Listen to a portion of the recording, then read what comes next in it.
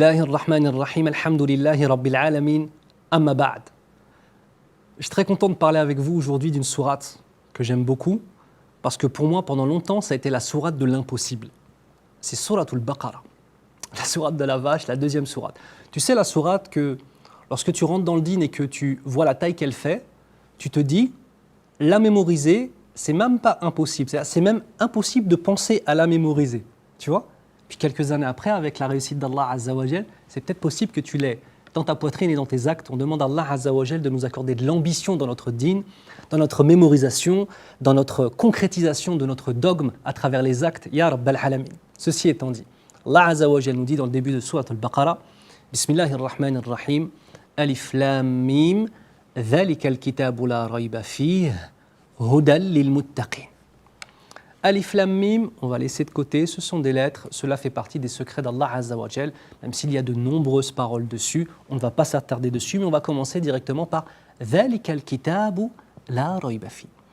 Ceci, dans le sens, ceci est le livre auprès duquel, à propos duquel, il n'y a aucun doute. Attention, on met des règles ici. Et il est Hudal lil muttaqin, et il est une guidée pour les pieux. Plusieurs choses. Premièrement, Dhalika signifie ceci est le livre. Mais Dhalika, c'est pas comme Hadha. Oh, on fait un peu de grammaire quand même, on va quand même un peu profiter de la langue arabe. Si par exemple j'ai ce stylo et qu'il est proche de moi, je vais dire Hadha qalamun. Quand il est proche de moi, je vais dire Hadha. Mais s'il est éloigné, je vais dire Dhalika qalamun. Vous avez entendu? Hadha proche, Dhalika éloigné. Allah Azza wa Jal ici emploie le terme Dhalika pour le Coran al-Karim. Il n'est pas éloigné de nos cœurs, au contraire, il est plus que proche de nos cœurs. Mais il est élevé par sa perfection. À travers simplement le fait d'avoir utilisé le terme Dhalika, Allah Azza wa Jal nous prouve que ce Coran, il est inatteignable par les gens qui veulent le détruire, qui veulent le falsifier ou qui voudraient l'imiter. Il est élevé. Dhalika. Et Ka, ça revient à toi. Al-Kitabu. C'est le nom du Coran al-Karim. Le livre. Le livre, la référence, la guidée. La rayba fi.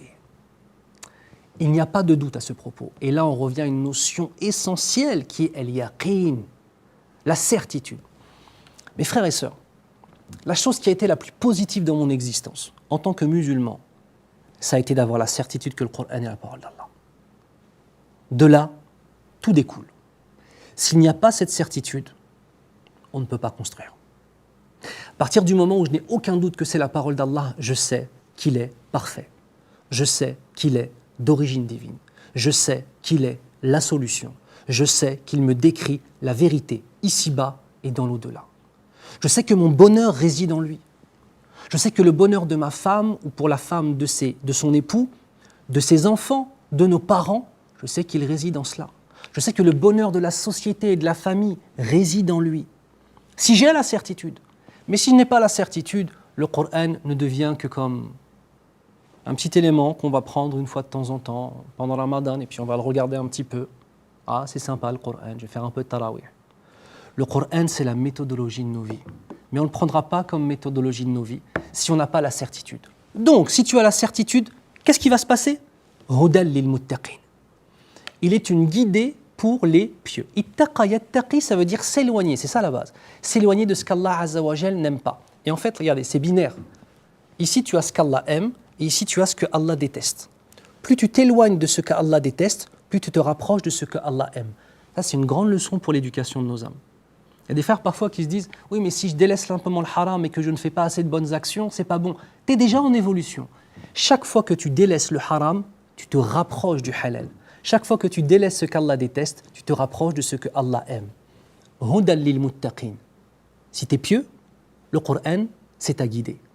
Et si le Coran est ta guidée, alors, pas un Coran que tu t'es inventé avec une méthodologie d'innovateur. La méthodologie du prophète sallallahu alayhi wa sallam, ainsi que les sahaba radiyallahu anhum, et les suiveurs et ceux qui les ont suivis, tabi'in wa tabi'at tabi'in, s'il est une guidée réellement dans ta vie, dans ton cœur, sur ta langue et dans tes actes, Inch'Allah, tu fais partie des pieux. Ya Rabbal Alamin. On demande à Allah Azza wa Jal de faire de nous tous des hommes et des femmes pieux, Ya Rabbal Alamin.